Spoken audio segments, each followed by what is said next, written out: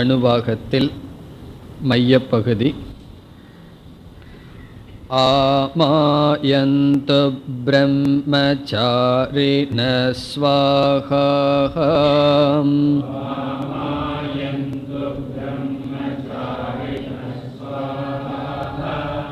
விமாயந்து பிரம்மச்சாரிண ஸ்வாஹா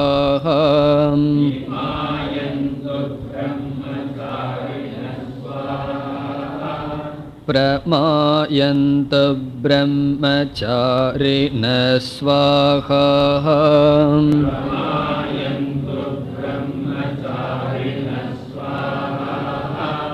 தமாயந்து பிரம்மச்சாரிண ஸ்வாஹா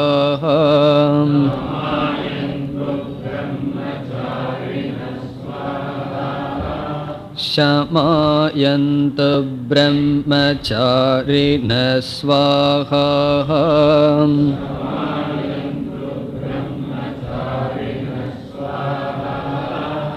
யசோ ஜனேசா நிஸ்வாஹா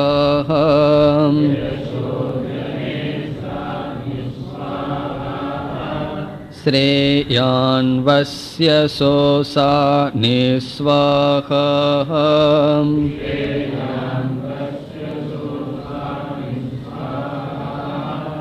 தம் த்வா பக பிரவிஷா நிஸ்வாஹா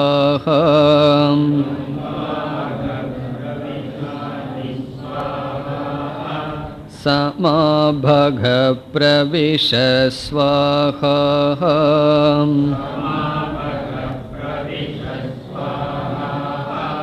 தஸ்மின் சஹஸ்ரசாகே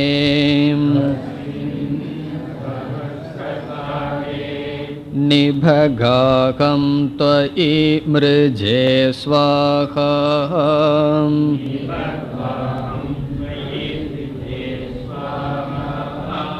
யதா பப்ரவதாயந்தி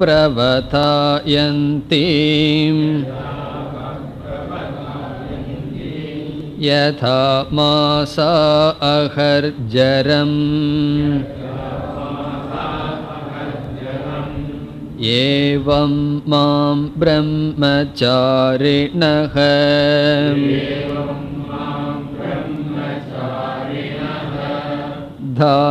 தாத்தராயந்து சர்வத ஸ்வாஹா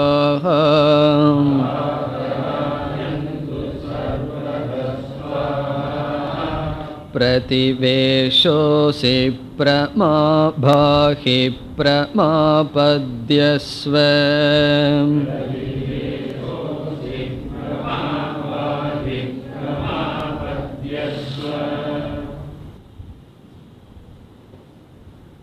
இந்த நான்காவது அணுவாகத்தில் பிரார்த்தனைகளை பார்த்து வருகின்றோம்.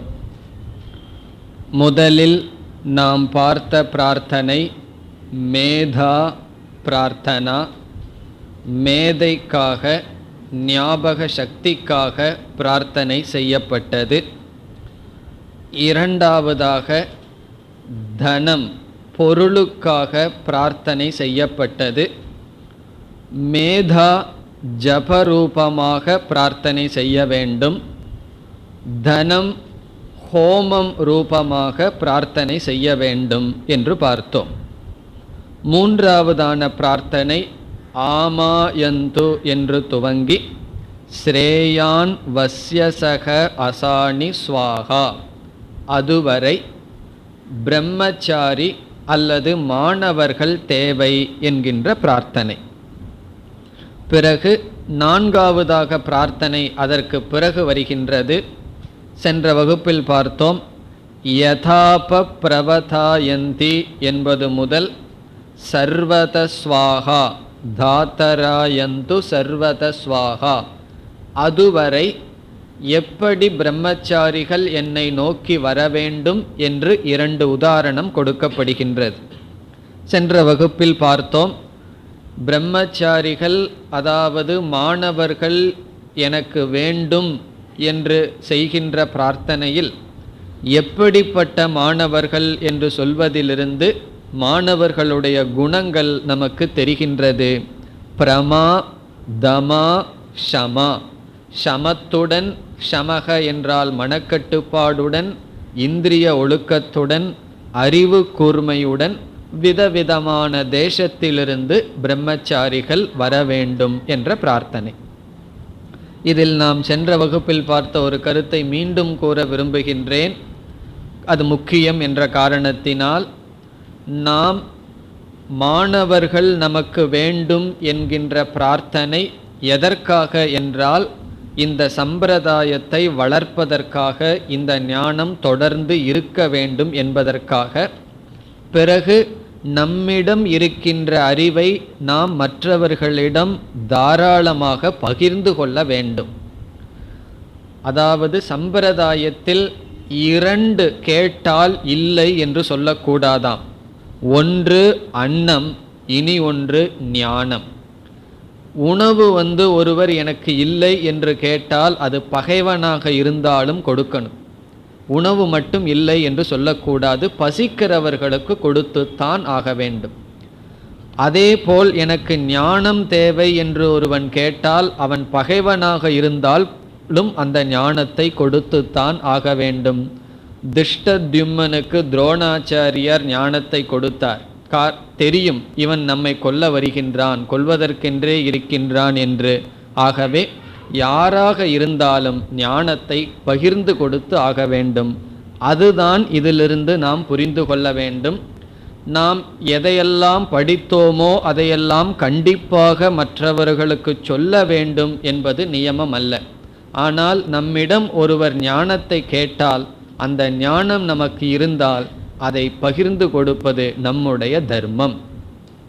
இது சொல்ல வேண்டியது இருக்கின்றது. காரணம், பலர் இந்த அறிவை மற்றவர்களுக்கு எடுத்து வழங்குவதில்லை.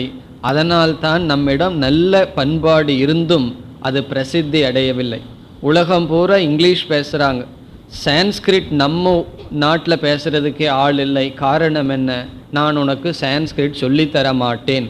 சில ஆசிரியர்கள் சில விரும்பி வருகின்ற மாணவர்களுக்கே உனக்கு தகுதி இல்லை, சொல்லிக் கொடுக்க மாட்டேன் என்றால் பிறகு என்ன ஆகும்னா, அந்த ஞானம் அவர்களுடைய குடும்பத்துக்கே இல்லாமல் சென்றுவிடும். ஏதோ ஒரு தவறு நடந்துள்ளது. ஆகவே அந்த தவறு வேதத்தில் இல்லை. வேதத்தை குறை சொல்லக்கூடாது, பின்பற்றுபவர்களுடைய ஏதோ ஒரு தவறு. ஆகவே எக்காரணத்தை கொண்டும் ஞானத்தை நாம் மற்றவர்களுக்கு கொடுக்க மாட்டேன் என்று சொல்லக்கூடாது. அதே சமயத்தில் ஞானத்தை கொடுப்பதற்காக நாம் சாஸ்திரம் படிக்கக்கூடாது. சாஸ்திரம் படிப்பது நமக்காக படிக்கின்றோம், எனக்கு பிரயோஜனத்தை அடைவதற்காக படிக்கின்றேன் என்ற பாவனையில் படிக்க வேண்டும். அதே சமயத்தில் ஞானத்தையும் கொடுக்க வேண்டும். அதைத்தான் புரிந்து கொள்ள வேண்டும். மற்றவர்களுக்கு சொல்லிக் கொடுக்க வேண்டும் என்ற எண்ணத்தில் படித்தால் இந்த ஞானம் நமக்கு பயன்படாது, மற்றவர்களுக்கு பயன்படும். நமக்காக, எனக்காகத்தான் படிக்கிறேன், மற்றவர்களுக்கு சொல்லிக் கொடுக்க மாட்டேன் என்றாலும் இந்த ஞானம் நமக்கு பயன்படாது. எனக்காக படிக்கின்றேன், யார் என்னிடம் கேட்கிறார்களோ அவர்களிடம் பகிர்ந்து கொள்கின்றேன். அதுதான் சாரம். இனி நாம் உதாரணத்தை பார்ப்போம். பிரம்மச்சாரிகளெல்லாம் எப்படி வர வேண்டும் என்று. என்ன உதாரணம்? சென்ற வகுப்பில் 2 உதாரணம்னு சொன்னோம். ஒன்று, எப்படி தண்ணீரானது கீழான பிரதேசத்தை நோக்கி ஓடுகிறதோ அதுபோல் மாணவர்கள் என்னை நாடி வர வேண்டும். இப்பொழுது மந்திரத்திற்குள் செல்லலாம். யதாப பிரவதாயந்தி. இப்போ எங்கே இருக்குன்னு கண்டுபிடிக்க முடிஞ்சதோ? ஆமாயந்தூல் ஆரம்பித்தோம் அப்படின்னா ஸ்ரேயான் வஸ்யசோசாணி ஸ்வாஹா, அது வரைக்கும் 3வது பிரார்த்தனை. இடையில கொஞ்சம் விட்டு வச்சிருக்கோம், அது 4வது பிரார்த்தனைன்னு சொல்லி அதற்கு பிறகு யதாப என்று துவங்குகிறது. அங்கு இருக்கின்றோம். யதா என்றால் எப்படி, எவ்விதம், இன் விச் மேனர். ஆபக என்றால் தண்ணீர், எப்படி தண்ணீரானது.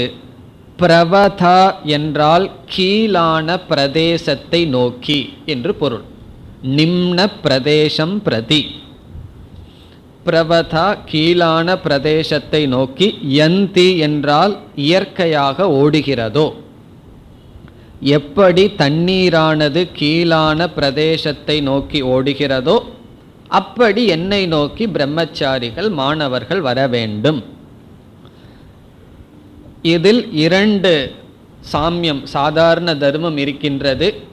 ஒன்று, தண்ணீர் கீழே நோக்கி ஓடும்போது மெதுவாக ஓடும், எப்படி வேகத்தோடு ஓடும் துவரா, அதே போல் பிரம்மச்சாரிகள் வேகமாக என்னிடம் வர வேண்டும். இனி ஒன்று, தண்ணீர் கீழே ஓடுவதற்கு நம்ம மோட்டரை வச்சு ஏதாவது கீழே தள்ளணுமா? மேலே போகணும்னா தான் நம்ம தள்ளணும். கீழே போகணும்னா அது சுபாவமாக இயற்கையாக வரும். அதே போல பிரம்மச்சாரிகள் மாணவர்கள் என்னை நோக்கி இயற்கையாக வர வேண்டும், கம்பல்ஷனில் இருக்கக்கூடாது. நீ அந்த வாத்தியார்கிட்ட போய் படின்னு சொல்லி வேற வழி இல்லாமல் பெற்றோர் சொல்கிறாரேன்னு சொல்லி மாணவன் வரக்கூடாது. அது சுபாவமாக என்னை நோக்கி வர வேண்டும், வேகமாக சுபாவமாக என்னை நோக்கி வர வேண்டும். இது ஒரு உதாரணம். இரண்டாவது உதாரணம், யதா எவ்விதம், மாசாகா மாதங்கள், அகர் ஜரம் யந்தி என்று சேர்த்தி கொள்ள வேண்டும். அகர்ஜரம் என்றால் வருஷம். எப்படி மாதங்கள் வருடத்தை நோக்கி ஓடுகிறதோ, நாட்கள் எல்லாம் வருடத்தை நோக்கி ஓடுகிறதோ, ஏவம் மாம் பிரம்மச்சாரிணக, ஏவம் அவ்விதத்தில், மாம் என்றால் மாம் பிரதி, என்னை நோக்கி பிரம்மச்சாரிகள் மாணவர்கள் வர வேண்டும். அகர்ஜரம் என்றால் வருடம். இந்த வருடத்துக்கு அகர்ஜரம் என்று பேர் வந்ததற்கு காரணம், அகோபிகி சர்வான் ஜரயதி இது அகர்ஜரம். அகோபிகி என்றால் ஒவ்வொரு நாட்களில், சர்வான் ஜரயதி ஒவ்வொரு நாட்களில் நம்மை என்ன செய்தான், வயோதிகமாக நம்மை மாற்றி வருகிறது.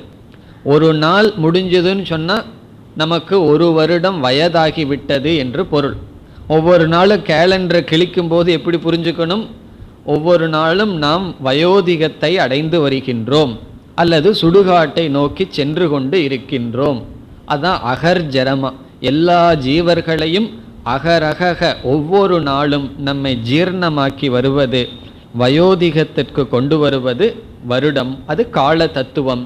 அவ்விதம் எப்படி காலமானது ஓடுகிறதோ, காலத்தை யாராவது நிறுத்த முடியுமா? எதை வேணாலும் நிறுத்திடலாம். நான் வாட்சை நிறுத்துறனே காலத்தை நிறுத்த முடியும் சொல்ல முடியாது. வாட்சை நின்னாலும் காலம் ஓடிக்கொண்டிருக்கும். அப்படி காலம் மாதங்கள் வருடத்தை நோக்கி ஓடுவது போல் பிரம்மச்சாரிகள் வர வேண்டும். ஏவம் மாம் என்னை நோக்கி பிரம்மச்சாரிகள் வர வேண்டும். பிறகு எங்கிருந்து வர வேண்டும்? எல்லா பக்கத்திலிருந்தும் வர வேண்டும் சொல்கின்றார். தாத்தக ஆயந்து சர்வத ஸ்வாகா. தாத்தக என்றால் இறைவா. அந்த ஓங்காரம்தான் இங்கும் குறிப்பிடப்படுகின்றது, இறைவா. ஆயந்து வரட்டும், சர்வதக எல்லா பக்கத்திலிருந்தும். ஆயந்து பிரம்மச்சாரிணக பிரம்மச்சாரிகள் வரட்டும், எல்லா பக்கத்திலிருந்தும் என்னை நோக்கி வரட்டும். இந்த உதாரணத்துடனும் பிறகு முன் பார்த்தமே ஆமாயந்து, அதிலிருந்து ஸ்ரேயான் ஸ்வாகா அதுவரையும் மூன்றாவது பிரார்த்தனை. இனி நாம் இப்பொழுது நான்காவது பிரார்த்தனைக்குள் செல்ல வேண்டும். நான்காவது பிரார்த்தனை எங்கு ஆரம்பிக்கின்றது? தம் துவா பக பிரவிஷாணி ஸ்வாகா. இடையில் இருக்கு சமாபக பிரவிஷ ஸ்வாகா தஸ்மின் சகஸ்ரசாகே நிபகாகம் தொயி மிருஜே ஸ்வாகா. அந்த பகுதியும் பிறகு கடைசியில் பிரதிவேஷோசி பிரமாபாகி பிரமாபத்யஸ்வ, இந்த வரியும் நான்காவது பிரார்த்தனையாக அமைகின்றது. முதல் மூன்று பிரார்த்தனைகள் நாம் பார்த்தோம். அந்த மூன்று பிரார்த்தனைகளும் சாதனா பிரார்த்தனா. சாதனா ரூப பிரார்த்தனை. சாதனா ரூப பிரார்த்தனை என்றால் நம்ம முதல் 3 பிரார்த்தனையாக என்ன செய்தோம்? மேதா சக்தி வேண்டும், ஷரீரத்தில் ஆரோக்கியம் வேண்டும், மறந்து விடாமல் இருக்க வேண்டும் என்றெல்லாம் பிரார்த்தனை செய்தோம். அதைய சுருக்கமாக மேதா பிரார்த்தனான்னு ஞாபகம் வைத்துக்கொள்வோம். ஞாபக சக்தி வேண்டும். பிறகு இரண்டாவதாக நாம் பிரார்த்தனை செய்தது பொருள் தேவை, தனம். மூன்றாவதாக பகிர்ந்து கொள்வதற்கு மாணவர்கள் தேவை. சில பேர்த்துக்கு வேதாந்தம் படிச்சுட்டு யாராவது கூட இருந்தால் சௌகரியமாக இருக்குன்னு விரும்புவார்கள். காரணம் என்ன? அந்த அறிவை மற்றவர்களிடம் பகிர்ந்து கொள்ளும் பொழுது திருடமாகும். அந்த ஒரு சங்கம், சத்சங் வேண்டும் என்று விரும்புவோம். அவ்விதம் இந்த ஞானத்தை பகிர்ந்து கொள்ள மாணவர்கள் தேவை. இவ்விதம் 3 விதமான பிரார்த்தனைகள் செய்யப்பட்டது. இவைகள் எல்லாமே சாதனைகள், வாழ்க்கையில் எதையோ ஒன்றை அடைவதற்கு சாதனைகளான விஷயத்தை குறித்த பிரார்த்தனைகள். இந்த பிரார்த்தனையினால் இவைகளையெல்லாம் அடைவதே வாழ்க்கையின் லட்சியம் அல்ல. இப்போ இவைகளையெல்லாம் அடையணும், ஆனால் இவைகள் அடைவதே வாழ்க்கையின் முழுமையான லட்சியம் ஆகிவிடாது. ஆகவே இவைகளெல்லாம் சாதனா பிரார்த்தனா. எப்படி என்றால், சாதன லாபாத் ந சித்திகி. ஒரு சாதனையினுடைய லாபத்தை நாம் அடைந்து விட்டால் அதுவே நம்மை முழுமையாக்கி விடாது. உதாரணமாக, நமக்கு உடல்நிலை சரியில்லை. உடல்நிலை சரியில்லை என்றால் சாதனை என்ன? அந்த என்ன உடலுக்கு நோய் என்று சொல்வதற்கு ஒரு டாக்டர் தேவை. நமக்கு டாக்டர்னுடைய டெலிஃபோன் நம்பர் இருக்குன்னு வச்சுக்குவோம். உடல் சரியாயிருமா? அல்லது டாக்டரை பார்க்குறோம், உடல் சரியாகி விடுமா என்றால் ஆகாது. அந்த சாதனையை நாம் கையாள வேண்டும். அதற்கு பிறகுதான் சாத்தியத்தை நாம் அடைய முடியும். ஒரு இடத்துக்கு நம்ம போகணும்னு சொன்னால் வாகனம் என்பது சாதனை. நம்மகிட்ட வாகனம் இருந்தாவே அந்த இடத்துக்கு போயிட முடியுமா? ஆகவே சாதனையை அடைவது மட்டும் வாழ்க்கையில் லட்சியம் அல்ல. இது ரொம்ப பேர்த்துக்கு தெரியறதில்ல. ரொம்ப பேர் செய்கின்ற பெரிய தவறு என்னவென்றால், இந்த சாதனைகளே சாத்தியமாக ஆகிவிடுகிறது. உதாரணமாக, மேதா சக்தி, தனம், இவைகள் நாம் பிரார்த்தனை செய்து கேட்டோம். நமக்கு மேதா சக்தி இருக்கு, ஞாபக சக்தி ரொம்ப வந்துடுதுன்னு வச்சுக்குவோம். திடீர்னு ஒரு நாள் தூங்கி எந்திரிக்கிறோம், எல்லா ஞாபக சக்தியும் வந்துடுதுன்னு வச்சுக்குவோம். பிறகு தனமும் வந்துடுதுன்னு வச்சுக்குவோம். இங்கே தனம் பிரார்த்தனை செய்யப்பட்டது, ஹோமம் பண்ணியோ பண்ணாமையோ திடீர்னு பணம் வந்து விட்டது. நாம் வாழ்க்கையில் லட்சியத்தை அடைந்தவர்கள் ஆகிறோமா? ஆனால் சாதாரணமாக இந்த உலகத்தில் இருக்கின்ற மக்கள், அவர்களுக்கு சாதனையே சாத்தியமாகி விடுகிறது. அதுதான் பிரச்சனை. பணம் அப்படிங்கிறது சாதனம், ஆனால் பலருக்கு அதுவே சாத்தியம். அதைத்தான் வாழ்க்கையில் அடையணும். அதை அடைஞ்சு பிறகு வாழ்க்கையில் துக்கத்தை அனுபவித்ததற்கு பிறகு உணர்வார்கள், இது வாழ்க்கையில் லட்சியம் அல்ல. ஆகவே என்னுடைய வாழ்க்கையில் லட்சியம் என்ன, சாத்தியம் என்ன, முடிவு என்ன என்பதை முதலில் நிர்ணயம் செய்ய வேண்டும். இதுவரை நாம் கேட்டதெல்லாம் சாதனைகளே தவிர சாத்தியம் அல்ல.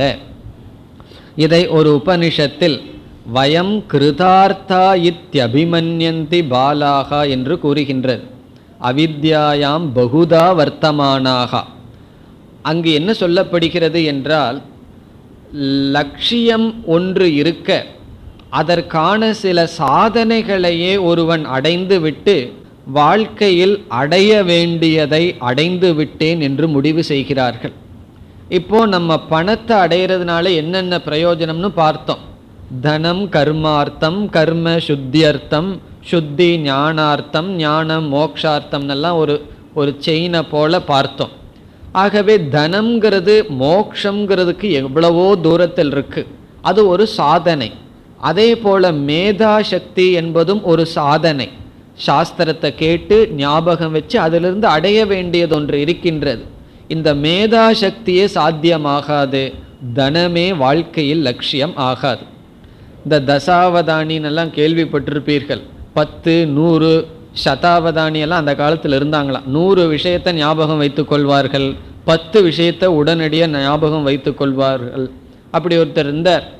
அவர் ஜெயிலில் இருக்கும்போது பாரதியாருடைய எல்லா பாட்டையும் மனப்பாடம் பண்ணி அங்கே இருக்கிறவங்களுக்கு எழுதி கொடுத்துட்டு இருந்தாராம். இதெல்லாம் என்ன? மேதா சக்தி. இப்போ அந்த மேதா சக்தியே ஞானத்தையோ மோட்சத்தையோ கொடுத்துரும்னா கொடுக்காது. அவைகளெல்லாம் சாதனைகள், அவைகளை அடைவது லட்சியமல்ல. பிறகு வாழ்க்கையில் எதை அடையணும்னா அந்த சாதனையிலிருந்து வேறு ஒரு சாத்தியத்தை அடைய வேண்டும். அந்த சாத்திய பிரார்த்தனை 4வதாக செய்யப்படுகிறது. ஆகவே இப்பொழுது நாம் பார்க்க இருக்கின்ற சாதனை சாத்திய பிரார்த்தனை, சாத்தியமான விஷயத்தை குறித்த பிரார்த்தனை. இதுதான் வாழ்க்கையில் நாம் அடைய வேண்டியது. இதுவரைக்கும் கேட்டது நாம் அடைய வேண்டியதற்கான மார்க்கம் கேட்கப்பட்டது. இப்பொழுது லட்சியமே பிரார்த்தனையாக செய்யப்படுகின்றது. இப்போ ரெண்டுக்குள்ள வேறுபாடு, நம்ம வாழ்க்கையில் எதை அடையணுமோ அதற்கான சாதனைகள், ஆரோக்கியம், பொருள், ஞாபக சக்தி, சிரவணம் செய்ய வேண்டும், இவைகளெல்லாம் பிரார்த்தனை செய்யப்பட்டது. இவைகளையெல்லாம் பெற்றுக்கொண்டு இதனுடைய பிரயோஜனமாக ஒன்று அடைய வேண்டுமே, அது இங்கு பிரார்த்தனையாக செய்யப்படுகிறது. ஆகவே இந்த 4வது பிரார்த்தனை ஐக்கிய பிரார்த்தனை, ஜீவ ஈஸ்வர ஐக்கியம் பிரார்த்தனையாக செய்யப்படுகிறது. இந்த பிரார்த்தனை செய்வதில் நமக்கு ஒரு சந்தேகம் வரலாம். என்ன சந்தேகம்? இப்போ ஒருவனுக்கு பசியாக இருக்கின்றது, அவன் எதை பிரார்த்தனை பண்ணணும்? சாப்பாடு வேணும்னு பிரார்த்தனை பண்ணணும், பிக்ஷாம் தேகின்னு பிரார்த்தனை பண்ணணும். சாப்பாடு அவனுக்கு கிடைக்கின்றது, அவன் சாப்பிடுகின்றான். சாப்பிட்டதுக்கப்புறம் பகவான்கிட்ட எனக்கு பசி நீங்கணும்னு அவன் பிரார்த்தனை பண்ணணுமா? அவனுக்கு சாப்பாடு கொடுத்தாச்சு, அவன் சாப்பிட்டாச்சு, சாப்பிட்டா பசி நீங்கி விடுகிறது. அதுக்கப்புறம் அவன் பசி நீங்கணும்னு பிரார்த்தனை பண்ண வேண்டிய அவசியம் இல்லை. ஆகவே நமக்கு என்ன சந்தேகம் வரும்? சாதனைகளை எல்லாமே நம்ம வேணும்னு பிரார்த்தனை பண்ணி வாங்கி வச்சுட்டோம், பிறகு சாத்தியத்தை எதுக்கு பிரார்த்தனை பண்ணணும்? அந்த சாதனைகள் கையில் வந்தாவே சாத்தியத்தை நம்ம அடைஞ்சிடலாமே என்றால், அதுக்கு இனி ஒரு உபனிஷத் சொல்கின்றது, ஸ்ரவணாயாபி பகுபிர் யோன லப்யக ஸ்ருண்வந்தோபி பகவோ எம்ன வித்யுகு. முதல்ல இந்த ஞானத்தை கேட்கறதுக்கே பலருக்கு சந்தர்ப்பம் கிடைப்பதில்லை. சிலருக்கு இந்த சாதனையே கைக்கு கிடைக்கிறதில்லை. சாதனையை கைக்கு கிடைத்தவர்கள் ஸ்ருண்வந்தகபி பகவக எம்ன வித்யுகு, பலர் அந்த ஆத்மாவை அடைவதில்லை. பகவான் சொல்றார், மனுஷ்யானாம் சகசிரேஷு கஷ்டித் யததி சித்தையே. 1000ல் ஒருவன் தான் மோட்சத்துக்கு முயற்சி பண்றான். முயற்சி பண்ணுபவர்களுக்குள் யாரோ ஒருத்தன் தான் அடையிறான்னு சொல்றார். ஆகவே சில பேர்த்துக்கு மோட்சத்துக்கான மார்க்கமே கிடைப்பதில்லை. கிடைச்சா தப்பான மார்க்கம் கிடைக்குது, அல்லது மார்க்கமே கிடைப்பதில்லை. மார்க்கத்தில் வந்தவர்களும் கூட பயணம் செய்து மோட்சம் வரை செல்வதில்லை. பாதிக்கு மேலே பெட்ரோல் தீந்துரும், முமுட்சுத்துவங்கிறது தீந்துரும், வைராகியம் இல்லாமல் போயிடும். ஏதோ ஒரு காரணத்தில் அவர்கள் மோட்சத்து வரை, அந்த டெஸ்டினேஷன் வரைக்கும் போறதில்லை. ஆகவே அதில் ஸ்ருண்வந்தக, கேட்டவர்கள் கூட ஞானத்தை அடைவதில்லைன்னு அங்கே கடோபனிஷத்தில் சொல்வதனுடைய சாரம், சாதனைகளெல்லாம் நம்ம பகவான்கிட்ட பிரார்த்தனை பண்ணி அடைஞ்சும் கூட சாத்தியத்தை விட்டு விடுவதற்கு வாய்ப்புண்டு. சிலர் எல்லாத்தையும் துறந்துட்டு சந்நியாச வாழ்க்கைக்கு வேத சாஸ்திரமெல்லாம் படிக்கணும்னு படிக்க ஆரம்பிச்சு என்ன ஆகும்னா, திடீர்னு அவர்களுக்கு தர்க்க சாஸ்திரத்தில் இன்ட்ரெஸ்ட் வந்துடும். தர்க்கத்தை உட்காந்து படிச்சுட்டு இருப்பார்கள் வாழ்க்கை முழுவதும். அல்லது கிராமரில் இன்ட்ரெஸ்ட் வந்துடும், வியாக்கரணத்தில் இன்ட்ரெஸ்ட் வந்துடும். அதில் என்ன ஆகும்? ஏன்னா அதெல்லாம் ஒரு சயின்டிஃபிக்காக இருக்குது, அந்த புத்திக்கு நல்லா இருக்கும், திங்க் பண்ணுற புத்திக்கெல்லாம் ஒரு ஹாபி மாதிரி இருக்கும். அதனால் என்ன ஆகும்னா அப்படியே அதில் கேரிடவேன்னு சொல்கிறது. இவ்விதம் சாதனை கைக்கு வந்தும் கூட சாத்தியத்தை இழந்து விடுவதற்கு வாய்ப்புண்டு. ஆகவே இந்த பிரார்த்தனை செய்யப்படுகிறது, எனக்கு சாதனை மட்டும் இருந்தால் போதாது, இந்த சாதனையை நான் கேட்கிறேனே, அதனால என்ன பிரயோஜனம் வேணுமோ அதுவும் இங்கு பிரார்த்தனையாக செய்யப்படுகிறது. ஆகவே இங்கு சாதனையாக என்ன இருக்கின்றது? ஆத்ம ஞானம். ஞானம்தான் சாதனை. அந்த ஞானத்துக்கு துணை புரிவது, ஞானத்தை அடையிறதுக்கு துணை புரிவது பணம் அல்லது மாணவர்கள் அல்லது மேதா சக்தி, சரீர ஆரோக்கியம், இவைகள் எல்லாமே. ஆனால் நமக்கு சிரவணம், சாஸ்திரத்தை கேட்பது, குருவை அடைதல், ஞானத்தை அடைதல், இவைகளெல்லாம் சாதனம். ஆகவே சுருக்கமாக சாதனம் ஞானம். இப்போ ஞானம் சாதனம் என்றால் சாத்தியம் என்ன? ஞான பலம் சாத்தியம். ஞான பலம் என்பது அந்த ஈஸ்வரனுடன் நான் ஐக்கியம் என்கின்ற பாவனை, அந்த அத்வைத புத்தி, அது சாத்தியம்.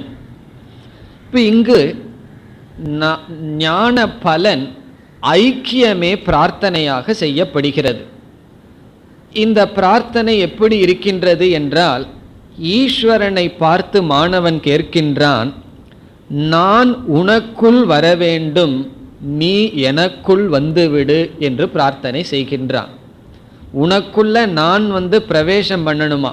இறைவா, உனக்குள்ள நான் வந்துடுறேன், பிறகு நீ என்ன பண்ணுனா நீ எனக்குள் வந்துவிடு என்று அத்தியந்த ஐக்கியம் தேவை என்று பிரார்த்தனை செய்யப்படுகின்றது. காரணம் என்ன? ஞானம் என்னிடம் இருந்தாலும் அந்த ஞான பலனை நாம் அனுபவிக்காமல் இருக்கலாம். முன்ன ஞானமே நாம் அனுபவிக்காமல் இருக்கலாம். ஞானம் வந்ததற்கு பிறகு ஞான பலனை நாம் அனுபவிக்காமல் இருப்பதற்கு வாய்ப்புண்டு. அதற்கு என்ன காரணம் என்று சுருக்கமாக பார்க்கலாம்.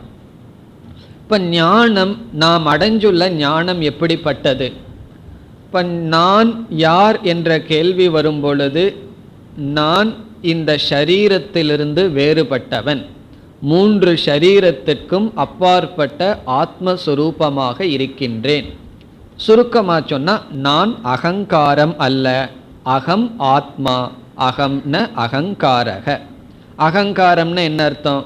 எந்த ஒரு தத்துவம் 3 ஷரீரத்தை நான்னு சொல்லுதோ அது அகங்காரம்.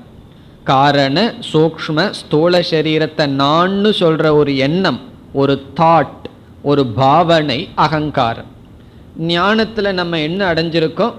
இந்த அகங்காரம் நான் அல்ல, இந்த ஆத்மஸ்வரூபமாக நான் இருக்கின்றேன்னு சொல்லி புரிஞ்சிருக்கோம். பிறகு இந்த ஞானத்தை நம்ம அடைஞ்சதற்கு பிறகு என்ன ஆகின்றது? இந்த அகங்காரத்தை கொன்றுவிட்டு நாம் ஞானத்தை அடையலை. அகங்காரத்தை நீக்கிட்டு நம்ம ஞானத்தை அடையணும்னு சொன்னால் என்ன ஆகும்? அகங்காரத்தையே நம்ம நீக்கணும்னு சொன்னால் தூங்கத்தான் நம்ம போகணும். காரணம் என்ன? அகங்காரம் தூக்கத்தில் தான் கிடையாது. விழிச்சு கொண்டோம் அப்படின்னு சொன்னால் இந்த அகங்காரம் என்பது இந்த ஷரீரத்தில் ஏதோ ஒரு ஷரீரத்தில் நான் அப்படின்னு பிடிச்சுக்கும். இந்த உடல்ல நான் என்கின்ற உணர்வு 2 காரணத்தில் வரலாம். ஒன்று கர்ம தாதாத்மியம் என்று சொல்லப்படும். கர்ம தாதாத்மியம் என்றால் கர்மத்தினுடைய விளைவாக இந்த உடல்ல நான் என்கின்ற பாவனை நமக்கு வந்துதான் தீரும். அது நமக்கு சாய்ஸே கிடையாது. ஒரு ஞானிகிட்ட போய் உங்களுக்கு பசிக்குதான்னு சொன்னால் அவர் என்ன பண்ணுவார்? வேற யாராவது வயிற்றை பார்த்து அது நான்னு நினச்சிட்டு பசி இருக்கு இல்லைன்னு சொல்லுவாரா என்ன? முதல்ல அவருடைய உடலை பார்ப்பார். அவருடைய உடலை பார்க்கும் பொழுது அவர் உடலில் 4 அபிமானம் இருந்து தான் ஆகணும். ஆகவே அவர் உடலில் என்ன மாற்றம் வருதோ அதைத்தான் சொல்வார். ஆகவே எல்லோருமே அவரவர்களுடைய உடலை நான் என்று நினைத்துத்தான் ஆக வேண்டும். அதில் சாய்ஸே கிடையாது. காரணம் என்னவென்றால் இந்த உடல் பிராரப்த கர்மத்தினால் என்னுடன் சம்பந்தப்படுத்தப்பட்டுள்ளது. ஆகவே கர்மஜ என்றால், ஜ என்றால் தோற்றம், கர்மத்திலிருந்து உருவாகிய தாதாத்மியம் என்றால் அதை தான் என்று எடுத்து கொள்வது. தாதாத்மியம் என்றால் ஒன்றை அதுவாகவே எடுத்து கொள்ளுதல். அப்படி இந்த உடலை நாம் கர்மத்தினுடைய விளைவினால் நாம் என்று புரிந்துதான் உணர்ந்துதான் ஆக வேண்டும், ஞானம் வந்ததற்கு பிறகும். இனியொரு விதமான தாதாத்மியம் பிராந்திஜ தாதாத்மியம் என்று சொல்லப்படும். பிராந்தி என்றால் மோகத்தினால் நான் இது என்று எடுத்துக்கொள்வது. ஆகவே ஒன்றில் நான் என்கின்ற அபிமானம் கர்மவசத்தினால் வரலாம், மோக வசத்தினால் வரலாம். ஞானிகளுக்கெல்லாம் கர்மத்தில் வர்ற தாதாத்மியம் தான் இருக்கே தவிர மோகத்தில் அவர்கள் அபிமானம் கொள்ளவில்லை. ஆகவே அவர்களுக்கு மோகஜ தாதாத்மியம் கிடையாது. ஞானத்தினால் அந்த மோகத்தை அவர்கள் விட்டு விட்டார்கள். இவ்விதம் இந்த உடல் மீது நான் என்கின்ற அபிமானம் இருந்துதான் தீரும், வேறு வழி நமக்கு கிடையாது. ஆகவே ஞானம் வந்ததற்கு பிறகு என்ன ஆகும்? ஞானத்தை அடைந்ததற்கு பிறகும் கூட இந்த உலகத்தில் விவகாரம் என்பது இருக்கும் வரை இந்த அகங்காரத்தை நாம் பயன்படுத்தித்தான் ஆக வேண்டும். அகங்காரத்தையே பயன்படுத்தாமல் இருந்துட்டோம்னா ஒரு பிரச்சனையும் இல்லை. இந்த அகங்காரத்தை பயன்படுத்தி இந்த விவகாரம் செய்து கொண்டு அதே விவகாரத்துக்குள்ளேயே நான் இந்த அகங்காரம் அல்ல அப்படிங்கிற ஞானத்தோடு இருக்க வேண்டும். அந்த சொல்லுது, நீ இந்த அகங்காரம் அல்ல, இது எல்லாம் மித்தியா, இந்த சரீரம் மித்தியா, பார்ப்பவர்கள் மித்தியா, பொருள் மித்தியான்னு சொன்னாலும் இந்த அகங்காரத்தை எடுத்துக்கொண்டு விவகாரத்தை ஆரம்பிக்கும் பொழுது நம்மை அறியாமல் அந்த விவகாரத்தில் மூழ்கி விடுகின்றோம். அந்த நம்மளையே நம்ம மறந்துடுறோம். இந்த ஞானம் மறக்கப்பட்டு இந்த ஞானத்துக்கு முன்னாடி பிராந்திஜ தாதாத்மியமாக இருந்ததே அந்த அகங்காரமானது வந்து விடுகின்றது. காரணம் என்ன? எத்தனையோ வருடங்கள் அல்லது எத்தனையோ பிறவிகள் இந்த சரீரத்தையே நான் சொல்லி பழகின மனதுக்கு இந்த ஆத்மாவை நான் சொல்லி புரிஞ்சு கொள்வதற்கு சக்தி இல்லை. ஆகவே என்ன ஆகுதுன்னா மீண்டும் மீண்டும் அந்த அகங்காரத்துக்குள் விழுந்து விடுகின்றோம். அப்ப நமக்கு ரெண்டு இருக்கு. ஒன்று அகம் ஆத்மா அப்படிங்கிற ஞானம், பாவனை, அத்வைத தத்துவம். இனி ஒன்று ஷரீரம். இந்த ஷரீரத்தை நம்ம ஹேண்டில் பண்ணும்போது என்ன ஆகி விடுகின்றது? மீண்டும் அந்த அகங்காரத்திற்குள் நாம் விழுந்து விழுந்து என்ன செய்கின்றோம்? இந்த ஞான பலனை அனுபவிக்க முடியாமல் போய்விடுகிறது. ஆகவே இங்கு மாணவன் கேட்கின்றான், நான் இவ்வளவு காலம் அகங்காரத்திற்குள் பிரவேசம் செய்துள்ளேன். இந்த அகம் அப்படிங்கிறது அகங்காரத்துக்குள்ள இருந்திருக்கு. இப்ப நான் என்ன பண்ணணுமா? இந்த நான்கிற புத்தியை எடுத்து அகங்காரத்துக்குள்ள இருக்கிற என் நான்கிறதை எடுத்து உனக்குள்ள நான் வர வேண்டும். அதே சமயத்தில் இறைவா நீ என்ன பண்ணணும்? நீ எனக்குள் வந்து விடு. இதனுடைய அர்த்தம் நமக்குள் பேதம் வேண்டாம், நம்ம ரெண்டு பேரும் ஒன்றாகவே இருப்போம். இப்போ இறைவனுக்குள்ள நான் போகணும், நான் இறைவனுக்குள்ள வரணும்னு சொன்னால் நம்ம இருவருக்குள்ளும் ஒற்றுமை இருக்கட்டும். அதனுடைய அர்த்தம் என்னுடைய அறிவுக்குள் அகம் நான் என்று சொல்லும் பொழுது அந்த நான் என்பது ஆத்மாவாகவே இருக்கட்டும், அகங்காரமாக இருக்கக்கூடாது. இந்த பிரச்சனை வர்றதுக்கு காரணம் விவகாரம்தான். விவகாரத்தை விட்டுட்டா இந்த பிரச்சனை வராதேன்னு சொன்னால் விவகாரத்தை விடவும் முடியாது. காரணம், இந்த கர்மமானது நம்மை விவகாரத்தில் இழுத்துட்டு வச்சிருக்கும். ஏதோ ஒரு விவகாரம். இங்கே நீங்கள் விவகாரத்தை விட்டுட்டு ரிஷிகேஷ் ஓடுனா அங்கே வேற விதமான விவகாரம். ஆனால் விவகாரம் துவைதம் என்பது இருக்கத்தான் இருக்கும். இந்த இருமையை நாம் கையாளாமல் ஞானத்தை வச்சிருக்க முடியாது. இருமையை கையாண்டு கொண்டிருக்க வேண்டும், அதே சமயத்தில் ஞானத்தோடும் இருக்க வேண்டும். ஆகவே இங்கு மாணவன் இந்த இடத்தில் ஒரு பலகீனத்தை பார்க்கின்றான். என்னிடம் ஞானம் இருக்கின்றது, அந்த ஞானத்தில் நிற்பதற்கு சக்தி இல்லை. பிரார்த்தனைன்னு வந்தாவே பலகீனம்னு அர்த்தம். எனக்கு ஒரு பலகீனத்தை பார்க்கின்றேன். என்னிடம் ஞானம் இருக்கின்றது, ஞானத்தில் இருக்க சக்தி இல்லை. ஆகவே பிரார்த்தனை செய்கின்றேன், அந்த ஞான பலனை எனக்கு நீ கொடுக்க வேண்டும். இப்ப ஈஸ்வரா, நான் உன்னிடம் வருகின்றேன், நீ என்னிடம் வந்து விடு. இதுதான் பிரார்த்தனையிலேயே ஹையஸ்ட் பிரார்த்தனை. பகவான்கிட்ட போய் எனக்கு சாஸ்திரம் வேணும், வைராகியம் வேணுங்கிறதும் பிரார்த்தனை, அதுவும் உயர்ந்த பிரார்த்தனை. அதற்கு மேல் ஒரு பிரார்த்தனை, இதுவரைக்கும் நம்ம பார்க்காத பிரார்த்தனை, இறைவா நீ நானாக வேண்டும், நான் நீயாக வேண்டும். கீதையிலேயோ அல்லது வேற இடத்துலையோ இப்படி ஒரு பிரார்த்தனையை நம்ம பார்க்கல, இந்த இடத்தில் தான் பார்க்கின்றோம். ஆகவே இது சாத்திய பிரார்த்தனை. வாழ்க்கையில எது லட்சியமோ சாத்தியமோ அதையே அடைய வேண்டும் என்கின்ற பிரார்த்தனை, அதுதான் இங்கு செய்யப்படுகிறது. இந்த பிரார்த்தனை செய்வதனுடைய நோக்கம் என்னவென்றால், ஞானம் வந்து விட்டது, நான் ஆத்மா என்று உணர்ந்து விட்டேன், தெரிந்து கொண்டு விட்டேன். ஆனால் விவகாரத்தில் ஈடுபடும் பொழுது, அந்த அகங்காரத்தை நாம் வெளிக்கொண்டு வரும் பொழுது, அந்த அகங்காரம்ங்கிறது ரொம்ப ஃப்ளெக்சபிள். திடீர்னு அப்பாவா இருக்கும், திடீர்னு அண்ணனா மாறும், திடீர்னு சம்சாரியா மாறும், திடீர்னு ஞானியா மாறும், திடீர்னு அஜ்ஞானியா மாறும். ஏன்னா இந்த அகங்காரத்துக்கு மட்டும் அவ்வளவு நெளிவு இருக்கின்றது. அந்த அகங்காரத்தை என்னால் விட முடியவில்லை. மீண்டும் மீண்டும் அகங்காரத்திற்குள் நான் சென்று விடுகின்றேன்.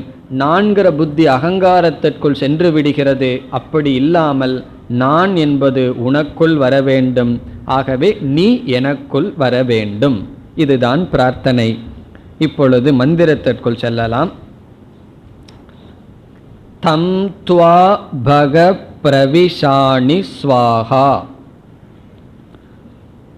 தம் என்றால், தம் துவா என்றால் அப்படிப்பட்ட உங்களை, துவா என்றால் துவாம் உங்களை, தம் என்றால் அந்த உங்களை.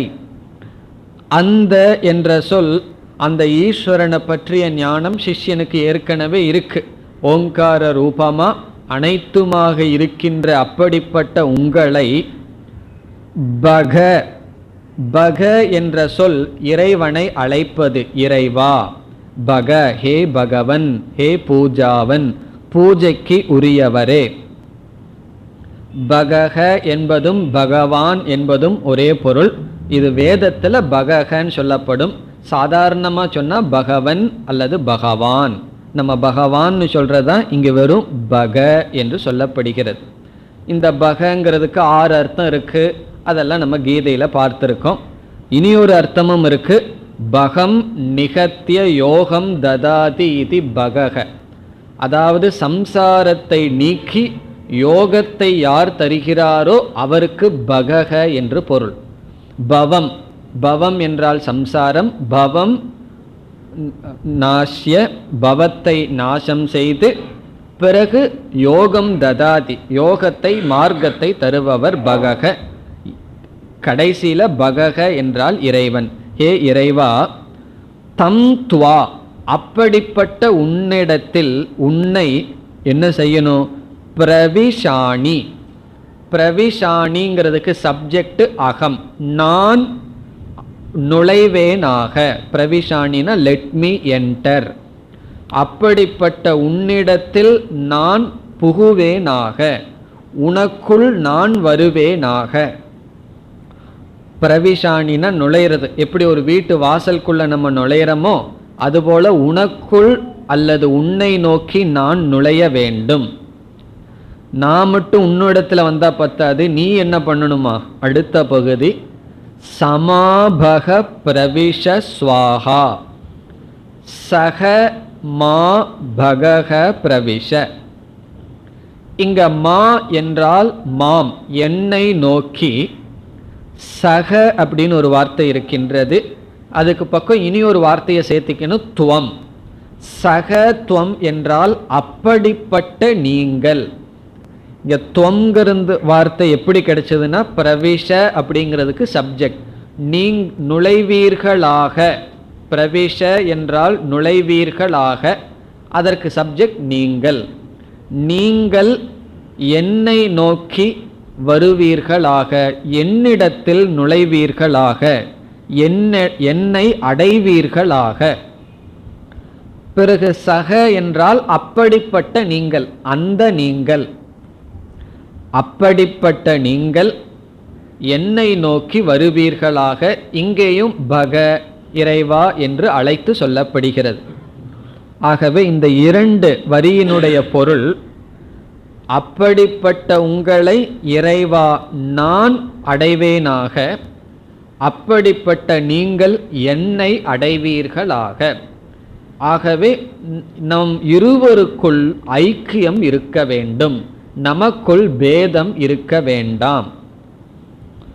அப்படி என்றால் இறைவன் இந்த உலகத்தை பார்க்கும்போது அவர் எப்படி பார்ப்பார்? அப்படி நான் பார்க்கணும்னு அர்த்தம். இறைவன் எனக்குள்ள இருந்தா இறைவன் எப்படி இந்த உலகத்தை பார்ப்பான்? அப்படி நான் பார்க்க வேண்டும். அந்த புத்தியை, அந்த விஷன், அந்த ஞானத்தை எனக்கு கொடு. இதனுடைய பொருள் என்ன? ஞான பலனை எனக்கு கொடு.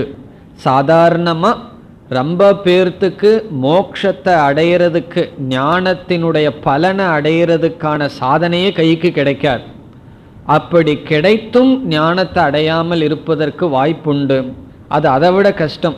அப்படி கிடைக்காம இருந்துட்டாவது பிரச்சனை இல்லை, அது கிடைச்சும் அது நமக்கு கிடைக்கலைன்னா தான் ரொம்ப வருத்தப்படுவோம்.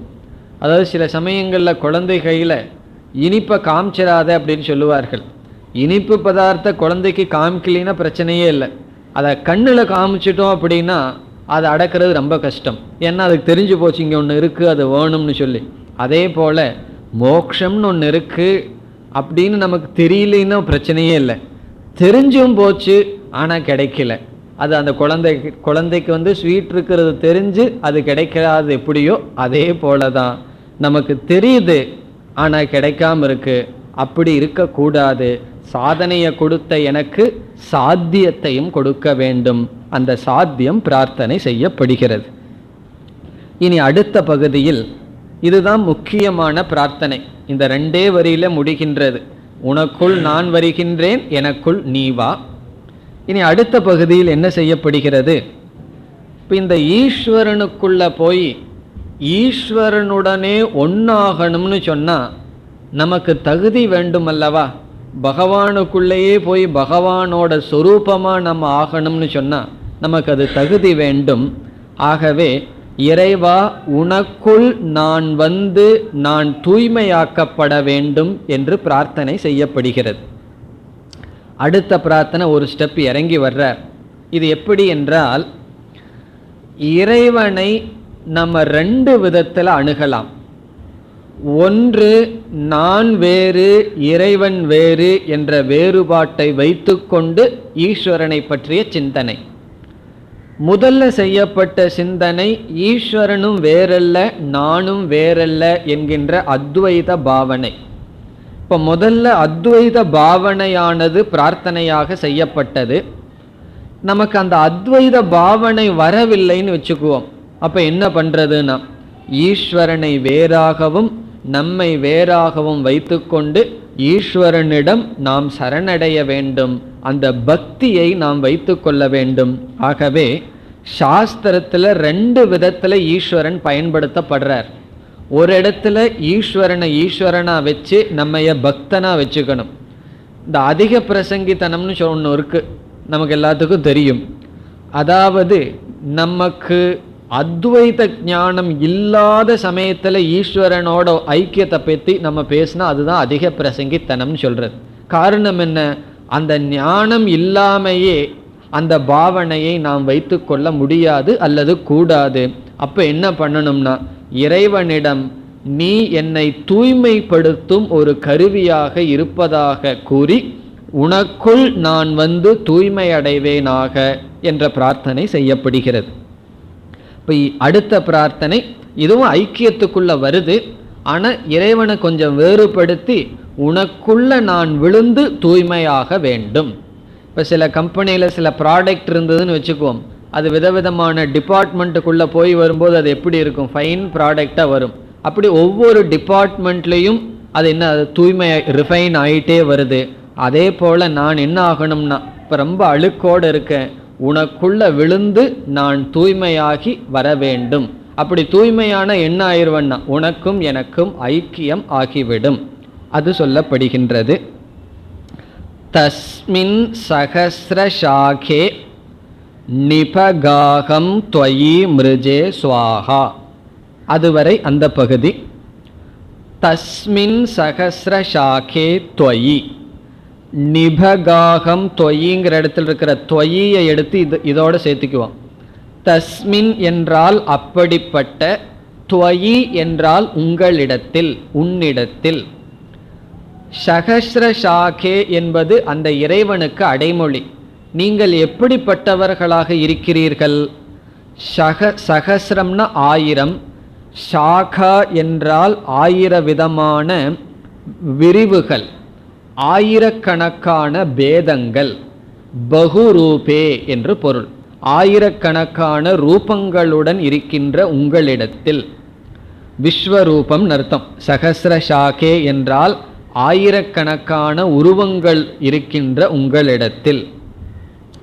இந்த இடத்துல 1000னா 1000னு அர்த்தம் கிடையாது, எல்லாமாக. 1000கணக்கில் என்று சொன்னாவே 1000ங்கிறது அர்த்தம் அல்ல, விதவிதமான ரூபங்களாக இருக்கின்ற உங்களிடத்தில். சகஸ்ர சீருஷா புருஷகன்னு சொல்லும் பொழுது அந்த இறைவனுக்கு எவ்வளவு தலைனா? 1000 தலைனா. இப்போ அடுத்தது பகவானுக்கு 1000 தலை இருக்குதுன்னா எத்தனை கண்ணுன்னு சொல்லணும்? 2000 கண்ணுன்னு சொல்லணும் அல்லவா? சகஸ்ராக்ஷ சகஸ்ரபாத், 1000 கண்ணுன்னு சொல்லியிருக்கேன்னா அந்த இடத்துல எண்ணிக்கைக்கு முக்கியம் இல்லை. எல்லா கண்ணும் ஈஸ்வரனுடைய கண், எல்லா தலையும் ஈஸ்வரனுடைய தலை. ஆகவே எல்லா உருவமும் ஈஸ்வரனுடைய உருவம். அப்படி எல்லா உருவமுமாக எல்லாமாக இருக்கின்ற உங்களிடத்தில் தஸ்மின் சகஸ்ரசாகே த்வயி, நான் என்ன ஆகணும்னா நான் தூய்மையாக்கப்பட வேண்டும். நிபகாகம் அப்படின்னு ஒரு வார்த்தை இருக்கு. அதை எப்படி பிரிக்க வேண்டும் என்றால், நீ அப்படிங்கிற வார்த்தையை முதல்ல தனியாக எடுத்துடணும். பக என்று பிரிக்கணும், அகம் என்று பிரிக்க வேண்டும். நீ அப்படிங்கிறத தனியாக வச்சுட்டு பக அப்படின்னு பிரிக்கணும். பகாகம் அப்படிங்கிறத அகம்னு தனியாக பிரிச்சிடணும். அப்போ அந்த சொல்லில் என்னென்ன இருக்கு?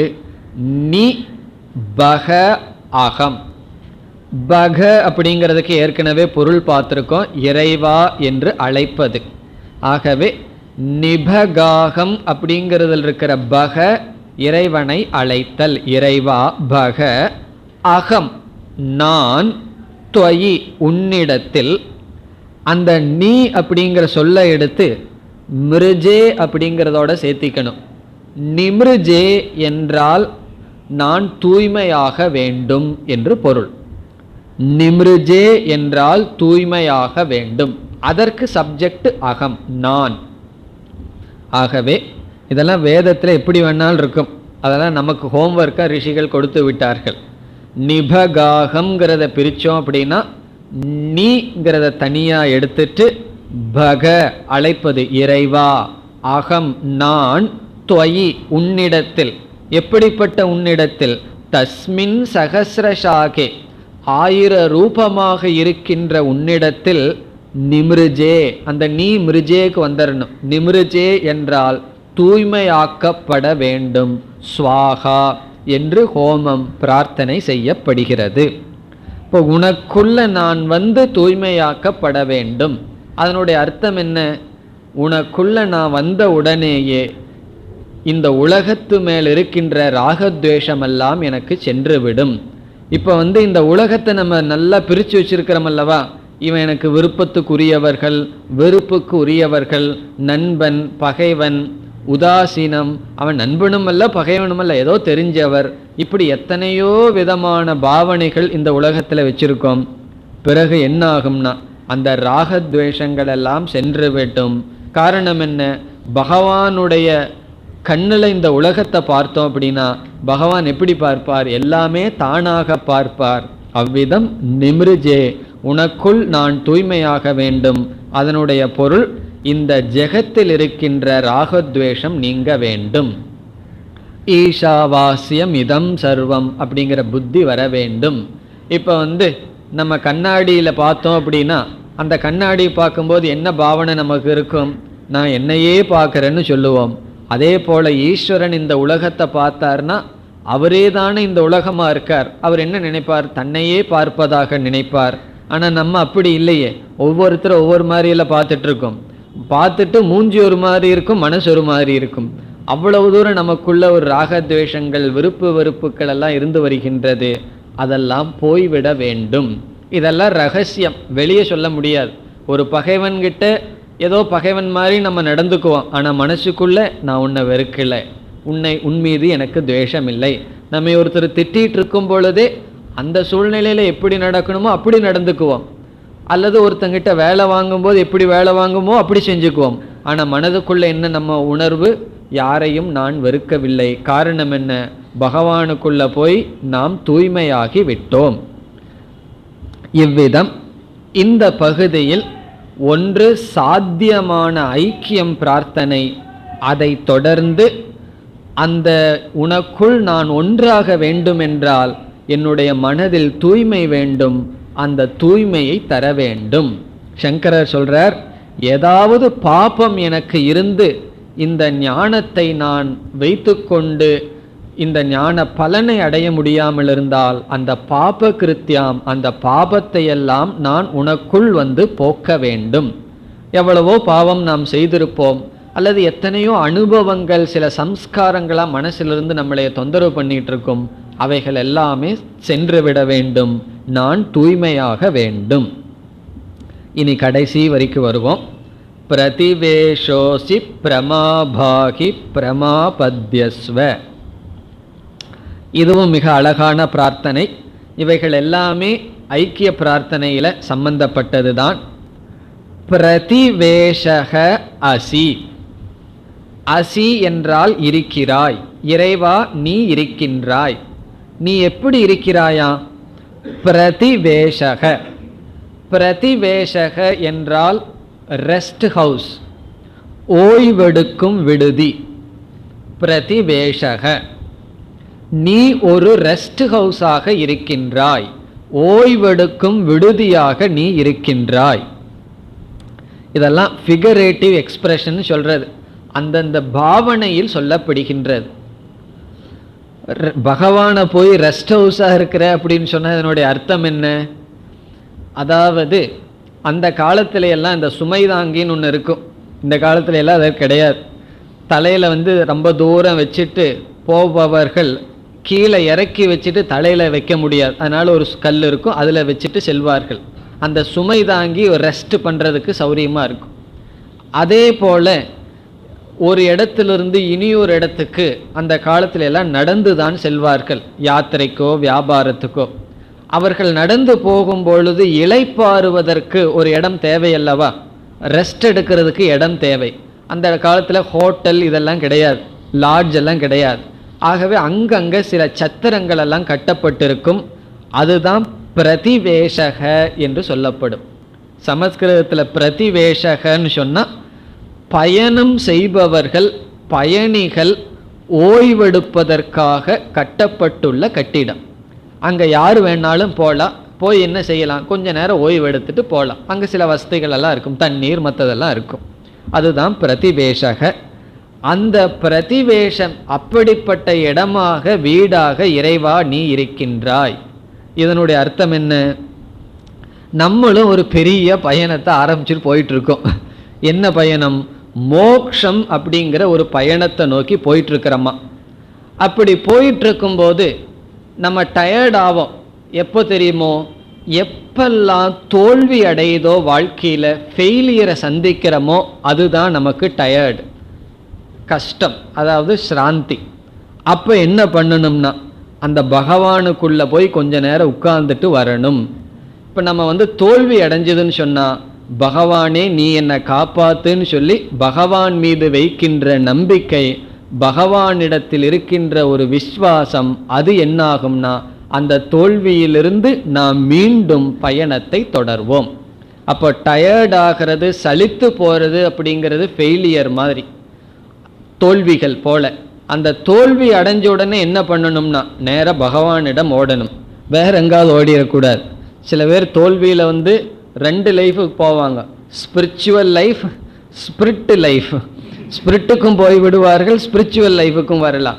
என்ன ரொம்ப பேர்த்த பார்க்குறோம், அது நடந்ததுலேருந்து அந்த பையனோ அல்லது அவர்கள் யாரோ ஒருத்தர் இறந்ததிலிருந்து கடவுளை கும்பிட்றதையே நான் விட்டுட்டேன்னு சொல்கிற ஆளுக உண்டு.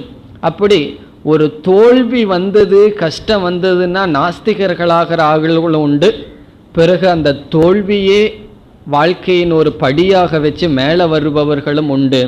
அதுதான் இங்கே சொல்லப்படுகிறது. நான் ஆன்மீகம் அப்படிங்கிற பயணம் செஞ்சிட்ருக்கும் பொழுது சலித்து விடுகின்றேன், தோல்வி வருகின்றது. அப்பொழுதெல்லாம் நீ எனக்கு இருக்கின்றாய், நீ எனக்கு துணை புரிகின்றாய், நீ என்னுடன் வந்து கொண்டிருக்கின்றாய்ங்கிற ஒரு நம்பிக்கையில் நான் என்ன செய்கின்றேன், பயணத்தை தொடர்கின்றேன். இப்போ பகவான் தான் நமக்கு ரெஸ்ட் ஹவுஸ் போல. இது எப்படின்னு சொன்னால், ஒரு கப்பலில் கரையோரத்தில் கப்பல் நின்றுட்டுருக்கு, ஒரு பறவை அதில் உட்கார்ந்துட்டுருக்கு. பிறகு என்ன ஆகுது, கப்பல் அப்படியே போயிடுது. ஒரு 10 கிலோமீட்டர் போனதற்கு அப்புறம் பறவை சரி கரைக்கு போகலான்னு சொல்லி அந்த கப்பலை பறக்க ஆரம்பிச்சிருது. எல்லா பக்கம் போய் பார்க்குது, அதுக்கு இடமே இல்லை. பிறகு அது எங்கே கடைசியில் வந்தாகணும்னா அதே கப்பலுக்கு தான் வந்தாகணும். அதே போல் மனிதன் ஆனந்தத்தை தேடி எங்கெங்கேயோ போகிறான், போயிட்டு கடைசியில் எங்கே வர்றான், தான் எங்கே யதார்த்தமாக உட்கார்ந்துருக்கானோ அங்கே தான் வரணும். அதே போல் அங்கே உட்கார்ந்தா அந்த பறவைக்கு ரெஸ்ட்டு. அதே போல் எங்கெங்கேயோ அலைஞ்சு போகிற மனுஷன் கடைசியில் எங்கே வரணும்னா மீண்டும் பகவானிடம் தான் வரணும். அங்கே வந்தால் அவனுக்கு ஒரு ரெஸ்ட், அவனுக்கு ஒரு சாந்தி, ஒரு அமைதி கிடைக்கும். அப்படி நீங்கள் இருக்கிறீர்கள். என்னுடைய ஆன்மீக வாழ்க்கை பயணத்திற்கு ஒரு ஓய்வு இடமாக நீங்கள் இருக்கிறீர்கள். பிறகு பிரமாபாகி, இங்கேயும் எப்படி பிரிக்கணும், மா அப்படிங்கிறத தனியாக எடுத்துக்கணும். மா என்றால் எனக்கு, பிரங்கிற வார்த்தையை பாகிங்கிற வார்த்தையில் சேர்த்திக்கணும். பிரபாகி, பிரபாகி என்றால் விளக்குங்கள் என்று பொருள். அதுக்கு சப்ஜெக்ட் நீங்கள் பகவான். எனக்கு உங்களுடைய சொரூபத்தை விளக்குங்கள், அதுதான் பொருள். பிரபாகி என்றால் reveal your self to me, எனக்கு உங்களுடைய சொரூபத்தை எடுத்து விளக்குங்கள். பிரபாகி, பாகின்னு சொன்னால் விளக்குங்கள், பிரபாகினா தெளிவாக விளக்குங்கள். உங்களை புரிஞ்சுக்கிறதுக்கு எனக்கு சக்தி இல்லை, ஆகவே உங்களுடைய சொரூபத்தை நீங்கள் தான் எனக்கு எடுத்து விளக்க வேண்டும். பிறகு அடுத்த பகுதியில் பிரமாபத்யஸ்வ, இங்கே அப்படித்தான் பிரிக்கணும். மாங்கிறத தனியாக எடுத்துக்கணும். மா என்றால் எனக்கு, பிரபத்யஸ்வ இந்த இடத்துல எனக்கு அல்ல, என்னிடத்தில், என்னை நோக்கி. பிரபத்யஸ்வ என்றால் வாருங்கள், கம் டுவர்ட்ஸ் மீ. பிரபத்யஸ்வ என்றால் என்னை நீங்கள் அடையுங்கள். இதுவும் ஒரு அழகான கற்பனை. இந்த சாதகன் என்ன பண்ணிட்டானா, காலில் சக்தி இருக்கிற வரைக்கும் நடந்து போயிட்டானா, அதுக்கப்புறம் அவனுக்கு சக்தி இல்லை, விழுந்துட்டான். இனி பகவானை நோக்கி அவனால் போக முடியாது. அப்போ பகவான்கிட்ட சொல்கிறான், நீ இனி வந்துரு. பிரபத்யஸ்வன்னு சொன்னால் இவ்வளவு தூரம் நான் நடந்து வந்துட்டேன், மீதி தூரத்தை நீ நடந்து வந்துருன்னு சொன்னான். அதனால தான் ஒரு பக்தர் ஒன்று சொன்னார், பகவானை எவ்வளவு தூரம் நடந்தால் அடையலாம்னா, எவ்வளவு தூரம் நடந்து உன்னுடைய கால் ஒடிஞ்சு விழுகுதோ அந்த இடத்துல பகவானை நீ அடையலான்னு சொல்லி. இப்போ யாருக்கு எவ்வளோ தூரம் அவர்களால் நடக்க முடியுமோ அவ்வளோ தூரம் நடந்துருவோம், மீதியை பகவான் பார்த்துக்குவார். பொய் சொல்லக்கூடாது, கால் வலிக்குது இங்கேயே உட்காந்துக்கிறேன்னு சொன்னால் வரமாட்டார். நிஜமாலுமே நமக்கு கால் உடையிற அளவு நடந்தோம் அப்படின்னா அதற்கு மேலே போக வேண்டியதில்லை, அந்த இடத்துல பகவான் வந்துடுவாராம். அப்படி நீ என்னை நோக்கி வருவாயாக என்பது பிரார்த்தனை. மேலும் அடுத்த வகுப்பில் பார்ப்போம். ஓம் பூர்ணமத பூர்ணமிதம் பூர்ணாத் பூர்ணமுதச்யதே பூர்ணஸ்ய பூர்ணமாதாய பூர்ணமேவாவசிஷ்யதே. ஓம் சாந்தி சாந்தி சாந்தி.